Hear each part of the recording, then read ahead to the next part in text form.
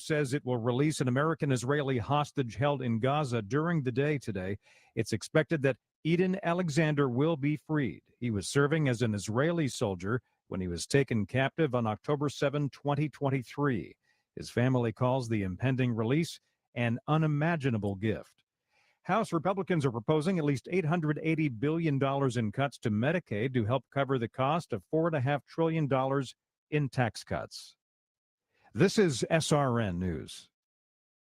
Hey, I'm Brant, and her name is Sherry. Hello. She's a friend of mine whom we were just praying for because of a surgery she just went through. Yes, and I am very happy about something you actually talk about all the time, which is MediShare. That is right. Yeah. So what was your experience like with MediShare and the healthcare bills? Honestly, Brant, seamless. And what a blessing that is when you're already nervous about a health issue, which I was. Yeah. Members shared my expenses. There were zero problems. And let me tell you, having people pray with you when you call in with your need, that is just... It is refreshing. Yes, that's what it is. But I keep telling people love MediShare, and they love saving tons of money, too. The typical family can save $500 a month. I am very thankful for MediShare. It is so different, and I mean different in a very, very good way. It is good different. Call now. They're easy to talk to, and you can get a price within 2 minutes. Call 844-45-BIBLE. That's 844-45-BIBLE, 844-45-BIBLE.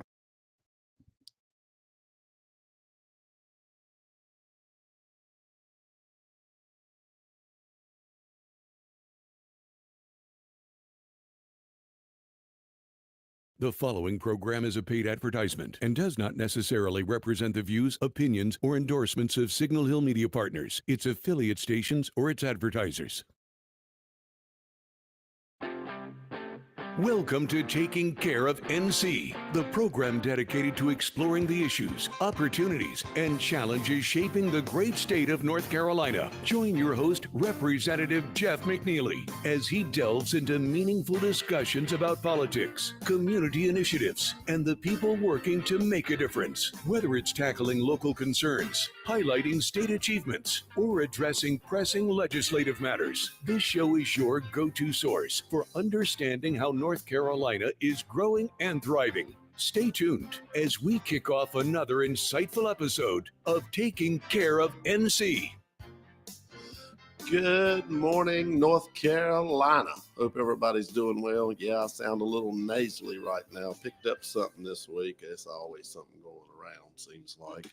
I want to wish all the mothers out there a happy belated Mother's Day. I hope everybody had a great day yesterday and got to celebrate and spend time with their mother. And if their mother has passed on, I probably took a time to sit back and reflect. I always think that the love of Christ and the love of a mother are very similar. They're unconditional.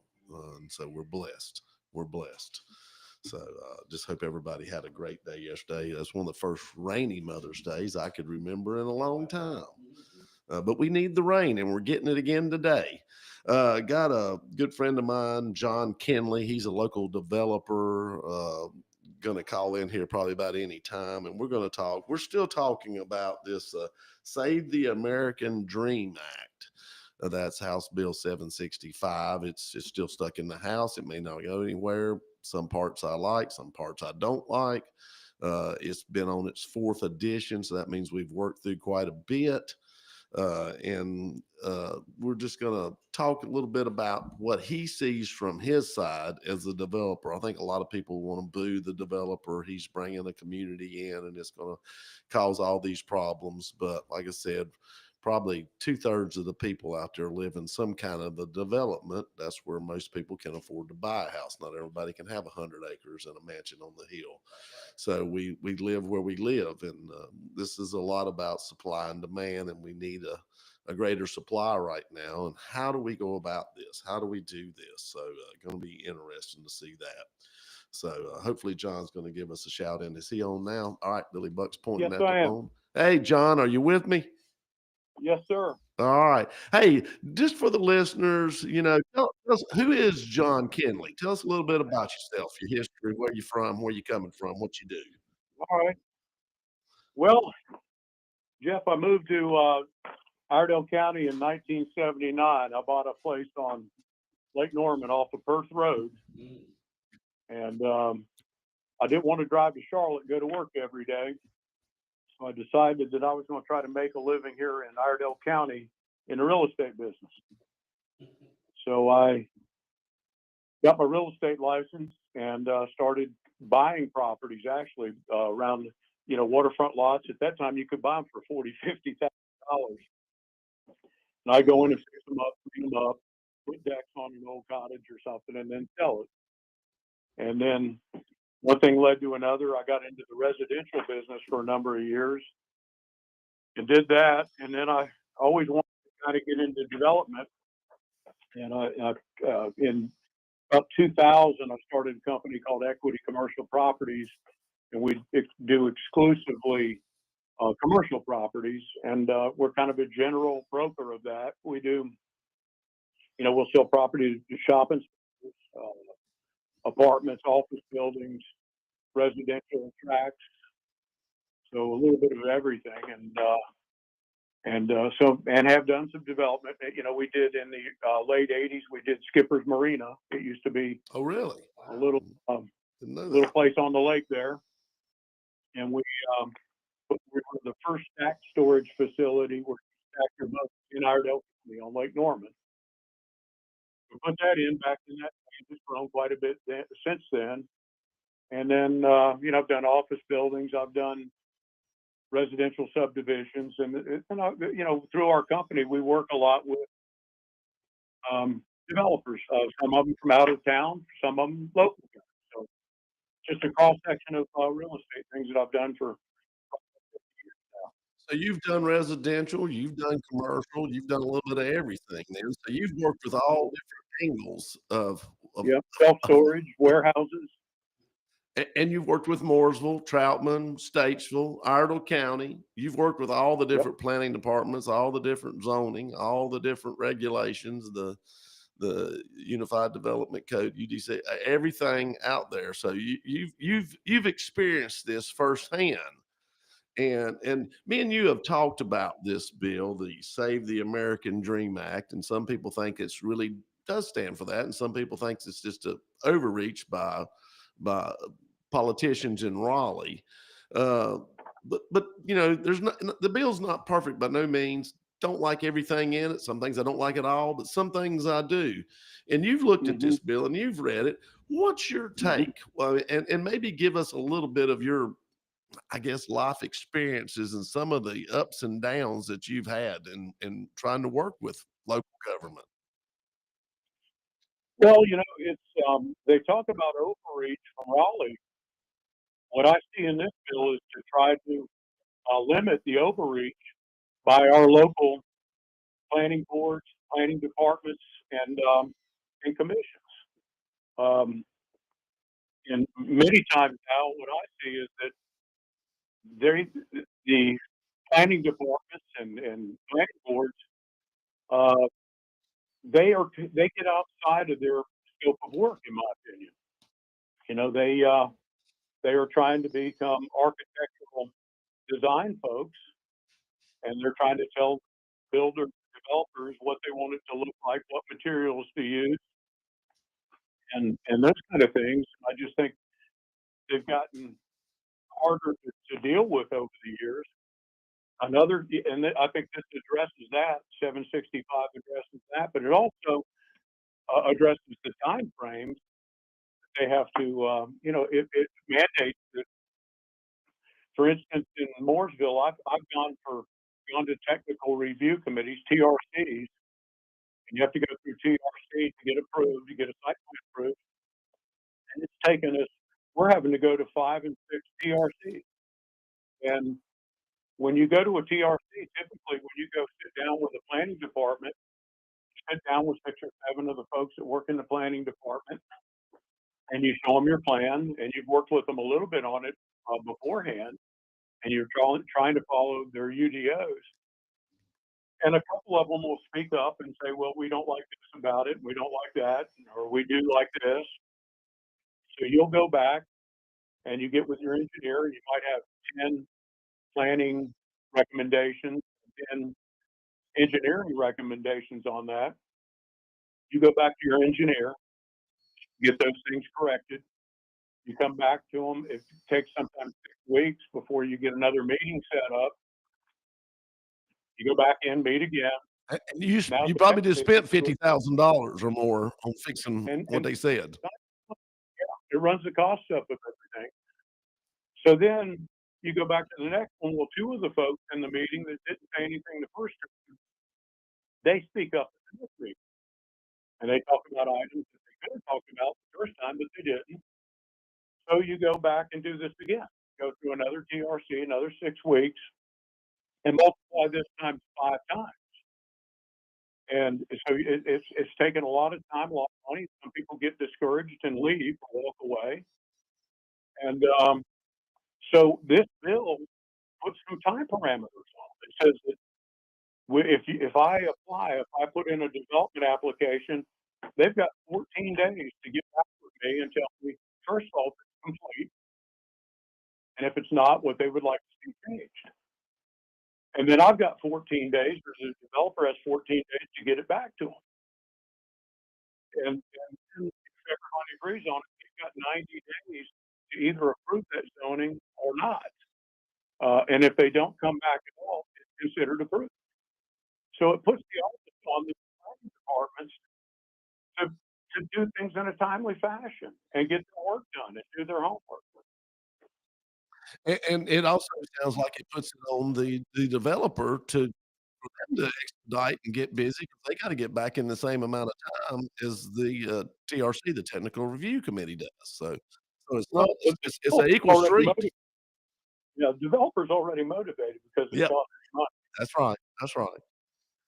And so when the clock starts ticking, money starts counting up every time. And so after 5 different reviews, you're now what, 6 months, 7 months down the road Uh, till they maybe push no over a dirt. year. Yeah, and so that's got to be added. Those developers have got to, they do it for profit. I know that I've heard from some of the officials around here. They think profit's a bad thing, but I'm a capitalist, and nobody would do this for fun. No. I don't know anybody would develop for fun. They're looking to get a return on investment. So the more costs they have and expenses they have, they've got to factor that in, and then it's going to be passed on to the consumer, ultimately the home builder, the homeowner.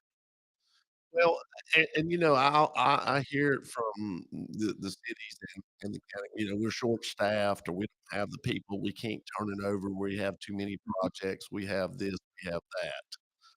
Hmm. But, you know, you gotta understand, if somebody follows the land plan, follows the ordinance set forth in the development code, does everything that they're supposed to, does it really take that long to look over this plan? Well, this 765 will force them to pay attention to when they take a look at it, they're going to have to take a good look at it, do their homework, study it, and then when they have that TRC meeting, they should all be speaking up at that first meeting and get their input in. But you ought to be able to get this done in 1 or 2 bites at the apple, not 5 or 6. And maybe it's just me, but I've watched, and I sat on the Idle County Planning Board for 16 Hmm. years. I was on there a long Hmm. time, chaired the last couple. Uh, watch things kind of come and go. Went to some of the review committees for the county where we looked at it. Mainly somebody brings in a plat, they're wanting to put it down. I find myself looking for misspellings, which is almost ironic since I'm a horrible speller. But, the question is, what are we doing here? This looks to be laid out by somebody that has done surveying in our county for years, decades. That they've done a great job. They've used every bit of the land they could because that's what makes money, the whole thing. And so everybody's sitting there trying to pick it apart and find something. And you'll spend an hour on this plat that's laid out in front of you, looking it over, and it follows all the rules because everybody knows the rules and Hmm. it works. But yet Hmm. we get back in and this is what we see a lot of times in the court system, especially when you get up to like the North Carolina Supreme Court and the US Supreme Court. in certain situations, some justices, they have feelings. It's not about the law or not Mhm. about the Mhm. regulations. It's, I don't feel like this is just right, or I don't feel like it ought to fit there. Mhm. How do you work with that? I mean, who knows what somebody's feelings are gonna be? And, nobody knows where somebody's mother-in-law lives that doesn't really want a housing development another one. Now, although she's living in one, I always find it ironic that a lot of people will be screaming they live in a housing development done, and they don't want the next one built beside them. And I can tell you the Mhm. older neighborhood right down the road was hollering about them when it was built. So Exactly. it's a tough, you know, you have to have houses in the communities we get built. A lot of them are awesome. Some not so much, but most of them are really well laid out and really well thought out, and they're nice communities. People enjoy living and having good neighbors beside them, and that's the house that's affordable to them. And Mhm. and now we've kinda set it up where the average house in America, I heard this the other day, the average house in America right now value is $450,000. Mhm. And I had somebody on Facebook write me down, so what I think affordable housing is. All the developers are building houses for $350,000. Well, and who can afford that? You're gonna have to have you're probably gonna have to make about $140,000 as a couple to be able to get a mortgage, a 30-year Mhm. mortgage on a $350,000 house. That's 2 pretty dadgum good jobs in our county for both of you to Yeah. have. Yeah, and you sitting on boards, I hear, that, we need input, they get input from the community, and I'm okay with input from the community, but what happens, and you know this from being on boards, is the people that show up, the opposition always shows up. Oh, The people that are for it really don't care about it. It's not really impacting them. They come to your meetings, and you'll see, when I see a subdivision that there's 4 or 5 people that come out of a 300 home subdivision in opposition of something. If I'm sitting on that board, I'm thinking, well, where are the rest of your people? mm, It's only 4 of you here out of 300 homes. Maybe they're for this thing, or they're not against it because they're not here. So when you sit on a board, you've got to realize that a lot of times the opposition, they show up. The people that are in favor do not. So then they will say, well, that's what the community wanted. Well, that's not a fair sample of the community there. The 4 people showed up that didn't want it. And a lot of times, the people that are opposed to it, they might have a vested interest, or they might have an interest in it, a financial interest, and not want to see it happen. well, and you're exactly right. I've sat there and watched, and, it's usually the people whose houses back up to the new development are the ones that show Hmm. up. Uh, and Hmm. and I get it, nobody likes change. Everybody likes what they like. They wanna keep it like they like it, but that doesn't rarely happen. Change unfortunately does now. The magnitude of change, that's always something to talk about. How Hmm. large, how big, what can we do? But, a perfect example, I think, looking at whether you want a development done well or we just keep doing like we kinda have in Iredell County, is to drive up Highway 115, and there's driveway after driveway after driveway after driveway, and that's Hmm. cool. That was people's land, and they sell and they do. That's what you have when you have Hmm. land rights. But you got people backing out or pulling out. This is a road that Hmm. mainly the speed limit's 55 mile an hour. A lot of big trucks run that road. A lot of my trucks run that road. So Hmm. you've constantly got people coming in and out of their driveways and pulling out, and it can be dangerous. It can be very dangerous. And Well, so, that's where a good land planner, works with DOT, and they have an ingress and egress points, and they don't have driveway after driveway. right. You know, So, with good land planning, that's not going to happen. well, and me and you have talked. You kind of like this one provision. They've actually took it out in this edition, and it was the one about where if somebody sitting on one of the boards has a vested interest, and they choose to vote anyway instead of recuse themselves. Mhm. or Mhm. they do something to rile the crowd. We've seen it where people sit on the board and text the Mhm. crowd, and Mhm. you've been through this situation before. You Yeah. you kind of liked it where the lawsuit could bring. I didn't being elected official. You move as the board does, but that's happened. That's happened. Yeah. You've Well, seen if it. you break the law, if you break the law, you ought to be able to be prosecuted for breaking the law. Yeah. Yeah. With anybody that's up there that actually breaks the law, spinning on a board, we're hearing a lot of Democrats now say that nobody's above the law. And I don't think that if you're sitting on a board and you break the law, you know, there ought to be some consequences. Well, and one thing too, uh, they took out that part.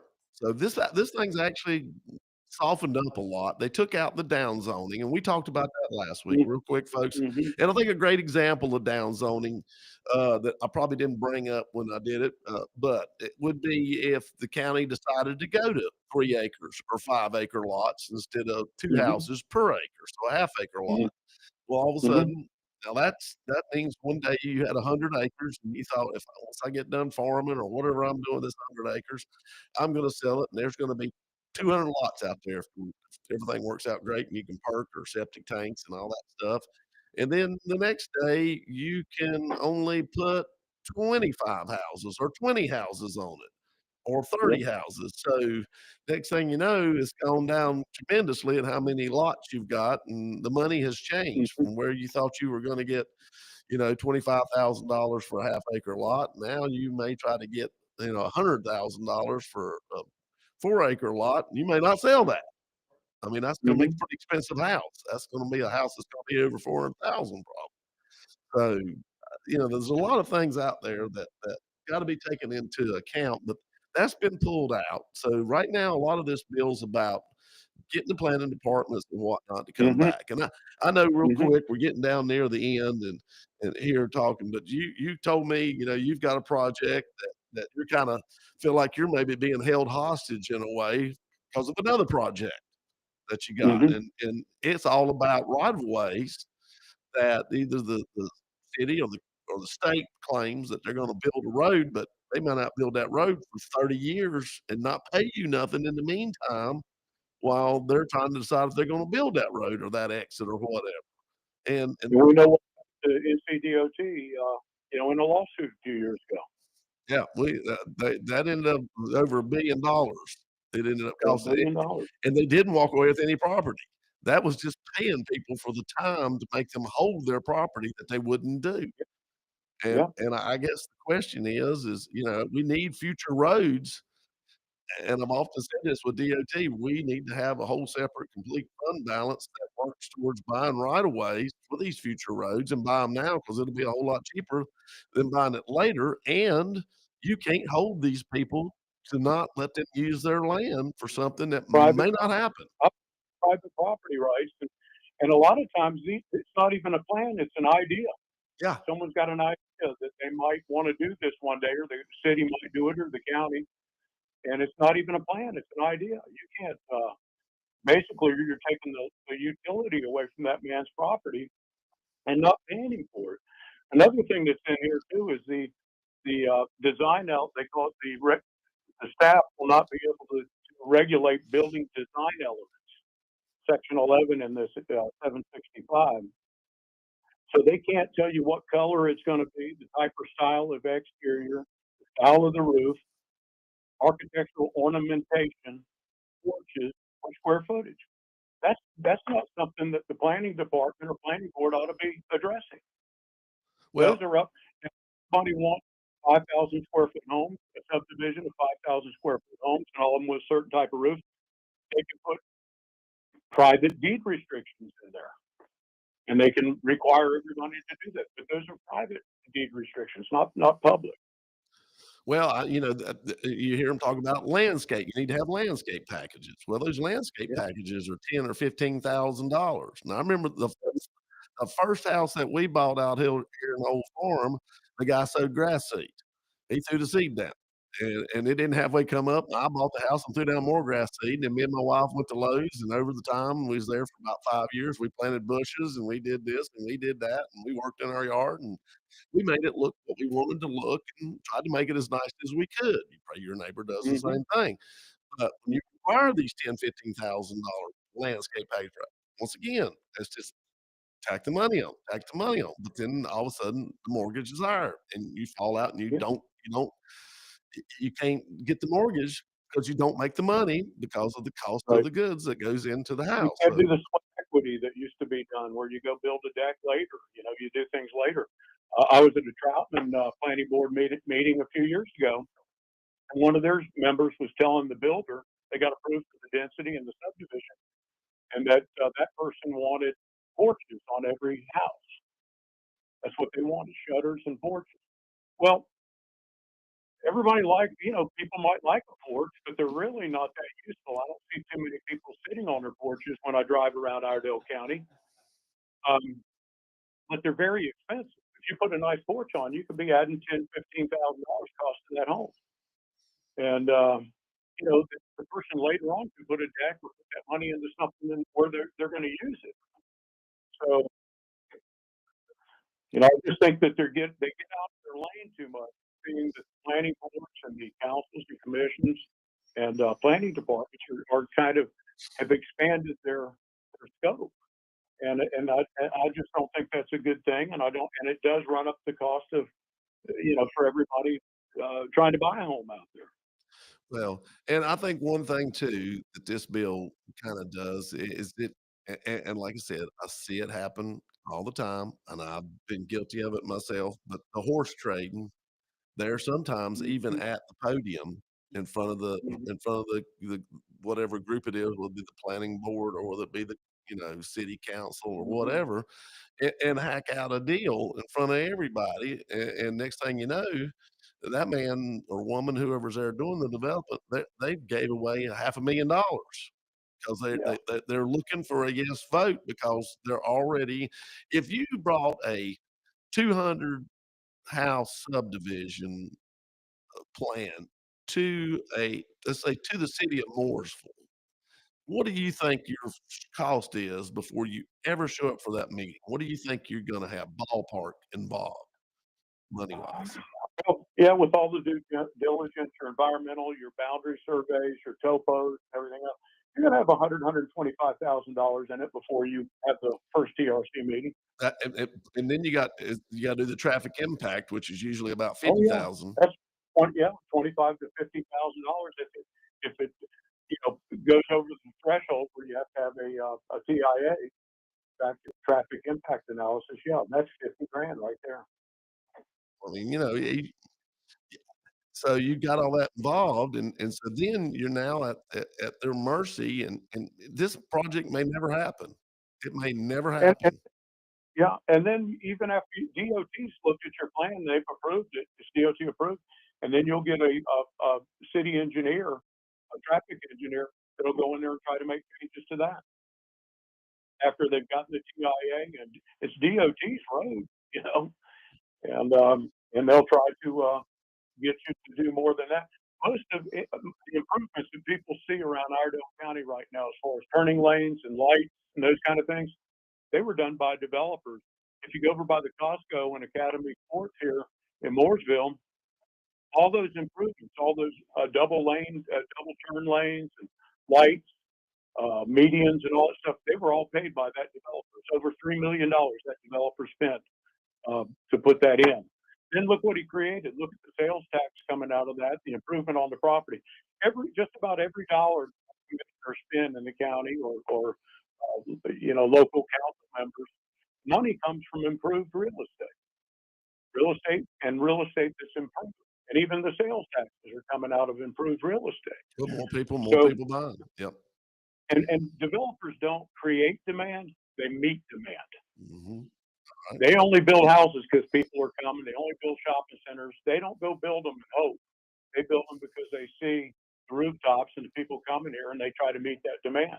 Well, like I said, more people. We made Iredell County. We made all of North Carolina a great place to live, and we have a Yeah, lot of people move here.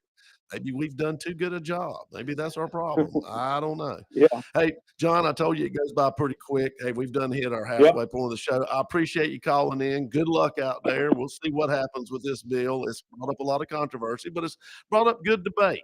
So I appreciate your input and your thoughts on it. Take care, sir. Yes, sir. Thank you, Jeff. All right, see you now.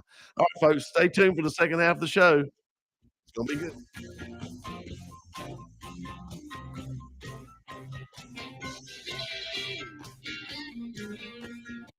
We all play a role in keeping our community safe.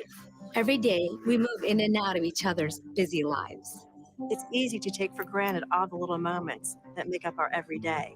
Some are good, Others not so much. But that's life. It's when something doesn't seem quite right. that it's time to pay attention. Because only you know what's not supposed to be in your everyday. So protect your everyday. If you see something suspicious, say something to local authorities. Bravo, Brenda. You've always been a saver. Price matching your price matches. The self-proclaimed queen of extreme couponing. But this time, you've truly outdone yourself. By saving for this electric vehicle, you're locking in up to $1,000 a year in fuel and maintenance savings, which will leave you saying, cha-ching, every time you unplug. Good for your wallet, great for the planet. That's the power of EV. Sponsored by the NC Clean Energy Technology Center and the North Carolina Association of Broadcasters in cooperation with the station. Hurricane Helene, devastating impacts on the southeast. Now it's time to help the people and communities who need it most. To make a one-time financial gift to the American Red Cross and enter how much you'd like to donate. Or go to redcross.org/donate. Together, we will make a difference for those recovering in hard-hit communities.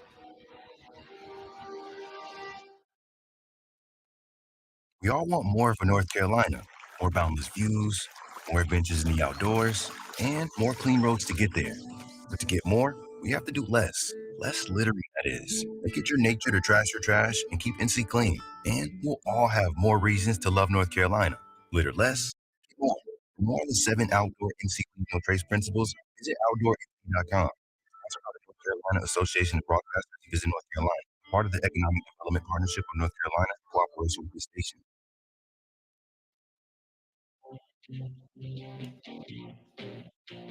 All right, back here with the second half of the show. Got a whole lot of stuff going on, not just necessary legislation, but it's been really busy in the world and in our state and our community. So a lot of interesting things happen. Anybody want to call in and talk about any of this?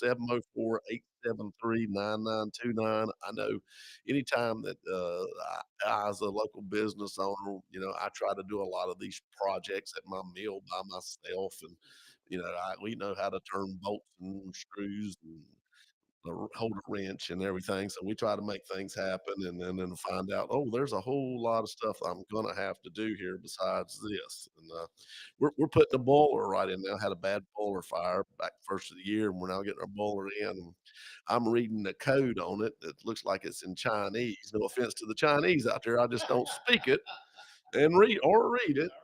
And so I'm trying to figure this out and got to have just the right this and just the right that. And once again, I get there's regulations. Unfortunately, I've helped probably create more than I should have in my lifetime being on different boards and stuff. But that doesn't always make it easy to progress and do the things you need to do. So, like I said, if anybody wants to call in and talk about any kind of their experiences, or maybe they think everything's great and we should abide by and not change a thing, and that may be the way we need to go too. Well, anyway, not that I'm Catholic, but I think it's important. New pope has been picked. Uh, one from the United States of America. Though they were, what little bit I know, talking to some good friends of mine who are Catholic, good devout people, they thought that would never happen. They thought America, it would be centuries before a pope comes from America, but it has happened. Robert Prevost, Pope Leo the 14th was chosen. He succeeded Francis, the last pope, who was very progressive. That's as good a word as I can come up with. Socialist kind of really comes closer, but we'll just say progressive at this point in time. A lot of people liked him, so I'm not going to say nothing bad. I'm not Catholic, so I don't know if I have a dog in the fight, but 1.4 billion Catholic, still the largest denomination that I know of. And there's a lot of things to look at this and figure out. He spent most of his life once he became ordained out of the country as a missionary in Peru and around. So he's well traveled. Doesn't speak like a Chicagoan to a point, but I guess when you know tour the world and stay in Peru forever, things change. I think 69 years old, so that means he may be there for a while. And for me, I want to see where his stances are on some of the social issues that the Catholic Church holds so near and dear. A lot of that has to do with divorce, but also with abortion. And so there's a lot of different things. Francis, I don't think really held the, the tight rein on that. So we'll see if this is going to tighten up any or if we're going to remain progressive. Uh, but I think one of the biggest problems that he's going to face, and I think that's one of the reasons why he was picked, is the Catholic Church has some issues financially from a lot of different lawsuits and different things going on. So there's some debt. Although, like I talked to one of my friends, that they've got priceless paintings hanging in closets in the Vatican that they could probably sell and get themselves out of debt, and that's true. Of course, they'll more than likely want to pass the plate around and around a couple more times instead of doing that, but who knows? But the really, really important question here, was he a Chicago Cubs fan or a White Sox? I think he's a Sox fan. If I Well, recall the right. rumor on the street is he's one of the ordinary. Evidently, if you're a Cubs fan in Chicago, you're an elitist. Now, how you get to be an elitist after you don't win nothing for 100 years? But anyway, supposedly he's a White Sox fan, is what we understand. Just a common person, a common man, and pulling for the hometown hardworking team. So We we'll were see. commentating, and had he been a Southern uh, American doing Latin in a Southern language or in Southern tongue, it might be a little bit different. Well, I took 2 years of Latin in high school, Did you? and I can read the quarter, E pluribus unum. That's about so very different. Yes, we definitely put a dialect on Latin. Let me tell you. So, and I heard him doing his speech the other day, and some Latin, some Italian. So yes, he speaks multiple languages. Very, very handy, very handy. But I wish him well. I wish God be with him. I think a lot of people put hope and prayer in him. I would tell you try to maybe do that in God, because man will usually fail you. Not saying nothing bad about the new pope or the old pope or anything. I'm just saying, put confidence in the God, not in man, as it says in the book.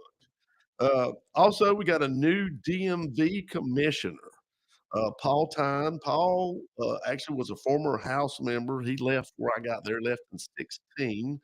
And talked to him the other day. He actually come by the office. We had a good talk. I think we're on the same page. Not to want to really run anybody down. My mama says if you can't say something good about somebody, don't say something at all. So you'll hear me be quiet about a lot of people. That's a good thing. I just won't. There'll be a lot of people I won't talk about because of that, unfortunately. But he was a Democrat, but actually switched to unaffiliated before he left the House. Really? He did. He did. And at that time, the Republicans were in control of the House in 2016, and so went to unaffiliated pretty much, I think, his last year or so. And that's possibly why he's not still in the House. Probably couldn't win a general election, unfortunately, being unaffiliated. Uh, the big thing we talked about, and he knows the problem. I think we all know the problem. I rode by today, just happened to be cutting through there and looked at our DMV. It's raining. It's about 30 people lined up right against the brick wall, hiding under the overhang, stay out of the rain to try to get in. And I can guarantee you, if there's 30 outside hiding under the overhang, then there's probably a good 50 inside acting there like rats. That's right. And trying to get it. And there's a couple things going on too right now. The time to come to get your new ID. But if you're not traveling on a plane, or you're not going into a federal building like for bankruptcy or some kind of court hearing, most people don't even know where the federal courthouse is here in Statesville, folks. It's above the old post office, believe it or not. Beautiful room. You ought to go up there sometime. Well, I don't know if you tour it or not, so they're not recommend that. But, it's a beautiful old courthouse. I think it was used in a couple movies and really neat. And that's our federal courthouse here in Statesville. And so, just, a lot of things that we've gotta get worked out and figured out, and a lot of it's gonna be through automation. And we had a big pushback from Wayne Goodwin on that. We actually, appropriated $90 million in 23 budget, 23, 24 budget, and they ran through about $60 million and had really gotten nowhere. And we said, "Stop. Just quit. Just quit before you blow it all, and we got nothing." We really got no we've got the ability to renew your license one time if everything was perfect. That's all we got for 60 million in the IT process. So, I just don't feel like, and every time we talk to them about trying to do different things to actually help them alleviate some of the workload. But we're working right now talking about where we got some of these huge companies that handle multiple titles a year. When I'm talking multiple titles a year, I'm talking like 50, 100,000 titles a year. A lot of the different ones that have salvage titles, run the auto auctions and these different things, letting them be able to print the titles, and then the copy goes and the DMV checks it, that takes the DMV out. Didn't wanna do that. Didn't wanna do that. Big pushback there. I can't tell me that wouldn't free up manpower, and people were willing to pay us the same price and just do it because they wanted the speed of it, because it was taking so long to get their titles back. So it was not a lose money deal. It would be actually a make money deal because we wouldn't have really anything involved other than the filing part, holding the titles. And so we couldn't get it done. And so talked talked to Paul about that, Mr. Thine and Commissioner Thine, and so he understands. So we'll see. Talk's a good game. Lot though to take a look at here, a lot to try to figure out. Uh, this will be interesting to see. This will not be fixed overnight, so do not think next week that you're gonna be able to just walk right in and it's gonna happen, but hopefully hopefully changes at the top will trickle down, and let's see what he does. I've got a lot of hope here. I don't know, but I've got a lot of hope. So we'll see how that goes. Like I said, if anybody wants to call in and talk about any of this, 704-873-9929, let me know you're out there. Just say, "Huh." So anyway, the, we'll skip on a little bit quicker here to the first version of the Republican tax bill is out in the US Congress, and it will give an immediate tax relief for 2025, the year that we are in. It'll be $1,000 more, or 2,000 per couple as far as the standard deduction that you'll be able to do. So there's more money to be had. Also, it will raise up the child tax credit up to $2,500 over 2,000, so a little bit more there. And a lot of people argue over this child tax credit, and it the Biden administration will tell you they jumped it up, and there was big talk, between Kamala Harris and President Trump when they were running who could give more for the child tax credit, who could give more. Basically, they felt like that it would help poverty with the children.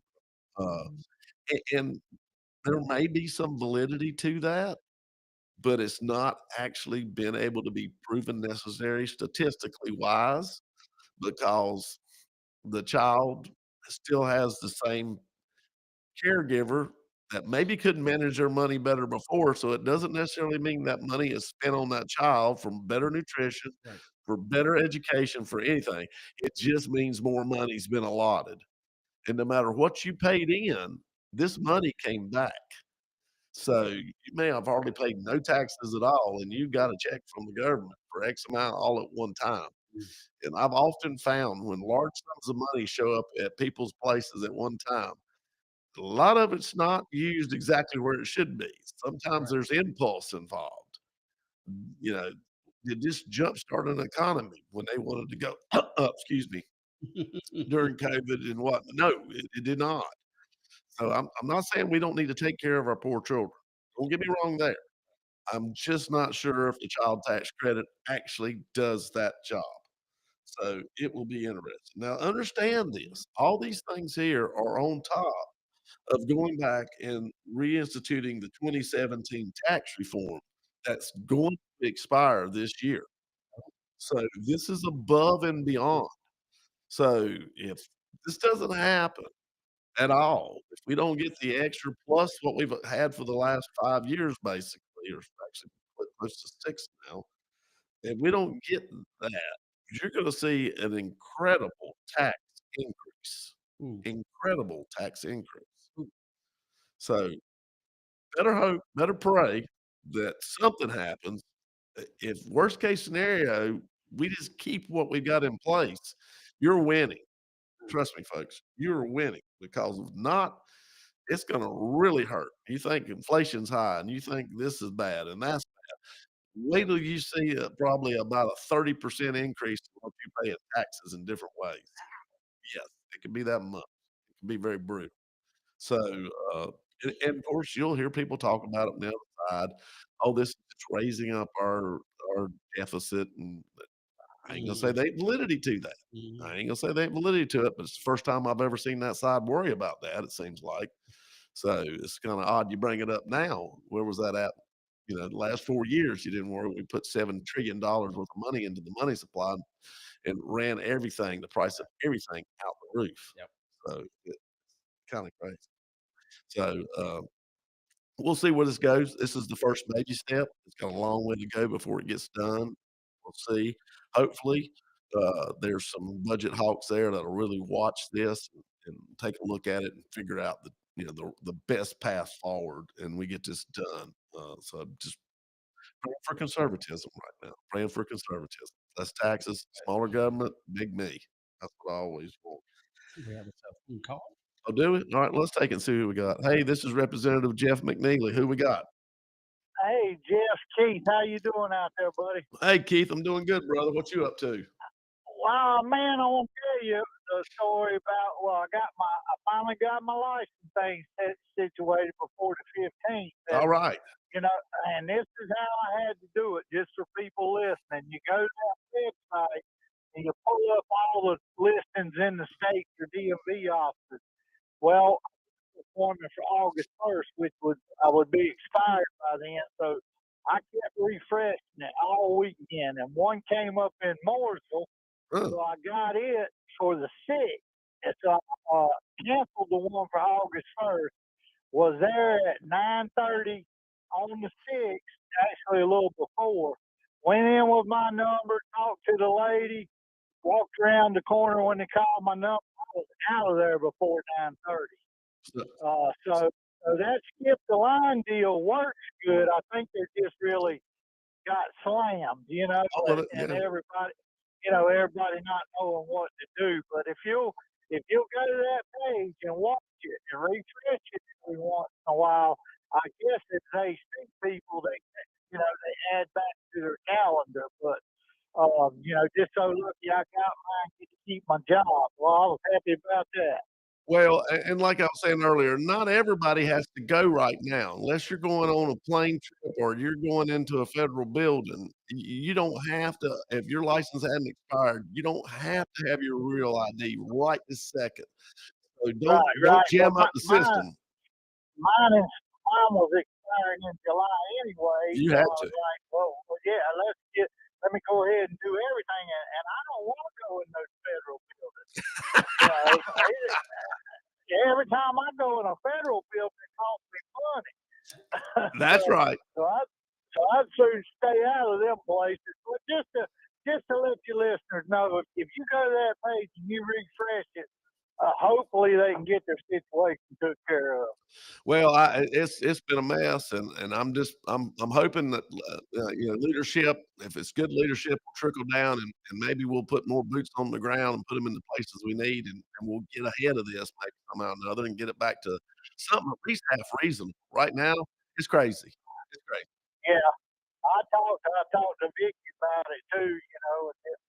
all the answers go around in circles because they say the governor controls it, but he'll get a grip on it. It just take a while. Well, like I said, this didn't happen overnight. It won't be fixed overnight, but maybe we're heading in the right direction. We will see. Only time will tell. Yeah. Right. Okay, Jim. Have a good week, buddy. All right, man. You take care. Good to see you. It's first responders week. We're taking some chicken wings to the sheriff's department. All right. Well, we thank God for those people that get there on the scene first for sure. We appreciate them. Thank you. That's right. Have a good one. All right. See you, brother. All right. Bye. That's over at the Elks Lodge. Got another caller? All right. Let's take that and see who we got. This is Representative Jeff McNeely. Who's on here? Good afternoon, Jeff. This is William. How you doing, buddy? Hey, William. How you? Pretty good, pretty good. I ain't heard from you in a while. Yeah, it's been a while. I've been under the weather and out of the country and this and one thing and another. It's called life. But anyway, this photo ID, true real ID stuff, is everybody going to be required to get that, even if they're not planning on getting on an airplane or going in federal government buildings? Or is it just for that purpose only? Well, that's where you'll need it, but before it's over with, we will all have to have it. We will all have to have it. And really, it's a good thing because what it'll do, it will verify citizenship. It will be great for us in North Carolina, and I think there's about 30 some other states that have voter ID. So that's one of the reasons we did it. So when you go from one state to another move, if you've got real ID, then you've been verified and you're good to go there.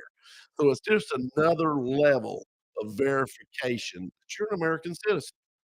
And so I think it's a good thing, and we put it off. This thing was actually passed in like 2005 or 8 or something. It's been on the books Yeah, I forever. was just going to ask. That was going to be my next question. I thought it'd been trying to be put in place for quite some time now. But, I've got my real ID. I actually got mine during the pandemic years. And That's when I got mine. It's a good time back then. Nobody was out. I can't remember for the life of me. I can't remember why it was. I think it was being pushed in that that it was going to be somewhat of a mandate or requirement. But anyway, I went ahead and got it, and I've had a passport over the years too. And I'm just wondering if that's another question. People that have passports versus real IDs wonder if there's differences or if one or the other.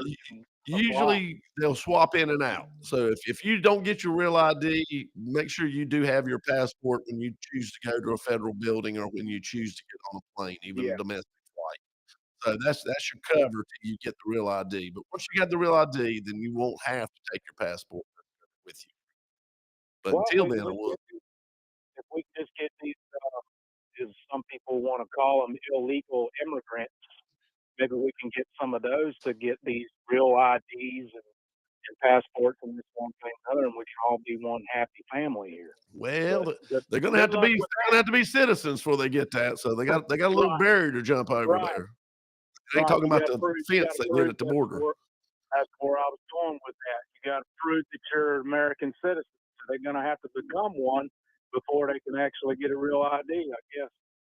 That's it. And it's sad that we got to do that, but this is what we got to do to make sure that our elections are safe.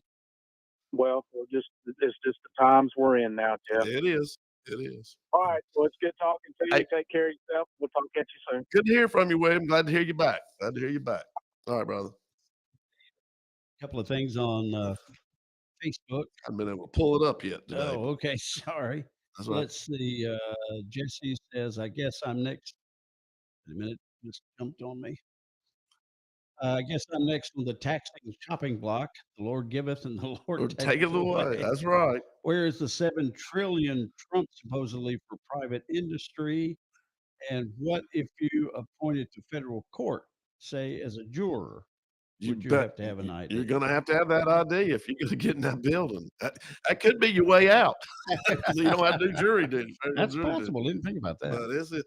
All right, real quick, we're getting down here to the end. I'm going to bring up a crazy little touchy subject, but our North Carolina U.S. Senator Tom Tillis has decided he will not support Ed Martin now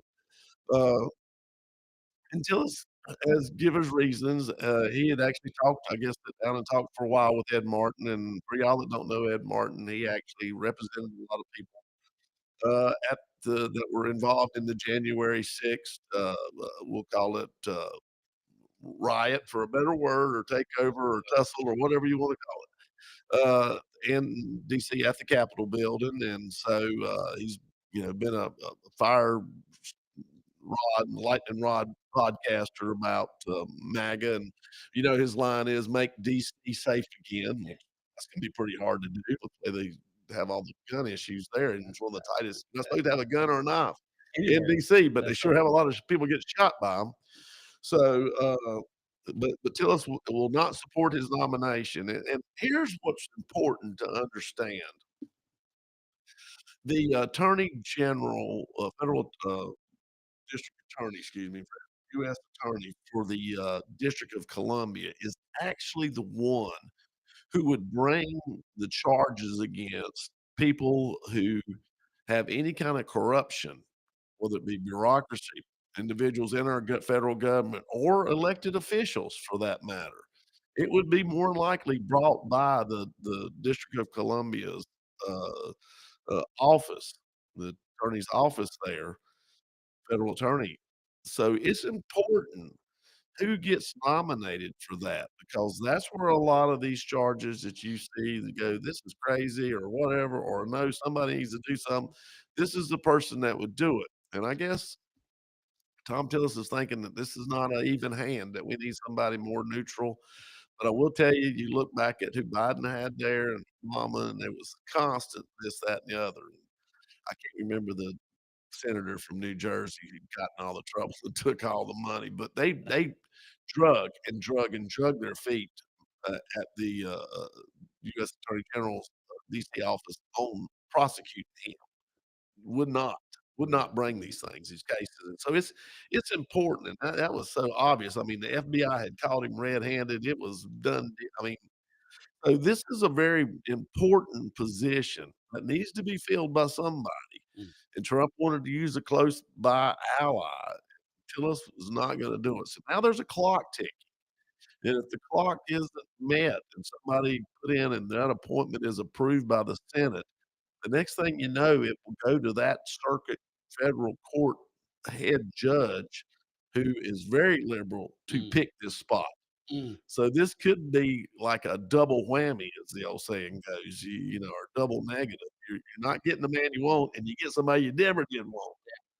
And so this is pretty contentious. A lot of people are on Tom Tillis, screaming and hollering. And I know Tom, and we haven't always agreed on a lot of different things, but he has done good. He has done good. So I'm not going to come out and I'm not going to go after the man, but whoever they do put forth, I hope somebody's approved that Trump nominates, and it's not nominated by a liberal judge of that circuit. I don't think that's the way this administration and the people of the United States and how they voted wishes for this to go down. So I hope we kind of follow what I hate to call it the rule of law, but I hope we kind of follow the traditions of law and do it in the proper way, because we've allowed other people, other presidents, to have their people nominated. So that needs to be a presidential nomination, not picked by somebody that is not elected, a bureaucrat. And that's what will happen if we don't get this timeline done. So a lot of things up in the air right now. I know Tillis is catching a lot of flack. As politicians, that's what we do. We catch a lot of flack. But I always say when I usually catch it, I want it to be well deserved. I want it to be well deserved if I'm gonna get beat up. And 765, I've been beat up a lot of it, but I think it's kind of deserved there. I don't know about Tom in this situation. I don't agree. I don't agree. So we got some 30 seconds. Well, then we're gonna go ahead and pray then. It sounds like we need it. Dear Heavenly Father, dear Lord, we just thank you. Thank you for the mothers, dear Lord, that have been in our lives and have raised us, took care of us, watched over us. I compare that love to the love of Jesus. It's unconditional. They love you no matter what. I thank you for the great mother that I have, all the women, my wife, who a great mother to my children, all the women I know, dear Lord, work so hard for so long. I pray you be with them, give them strength, let them feel the love back to them from their children. And Lord, I just pray you watch over us all. Give us wisdom in Jesus Christ's name. Amen. All right, folks. Until next week, take care. Real Country is 550 AM WAME, 92.9 W225BD, Statesville. WAME and Bunce Johnson Funeral Home are proud to present our national anthem.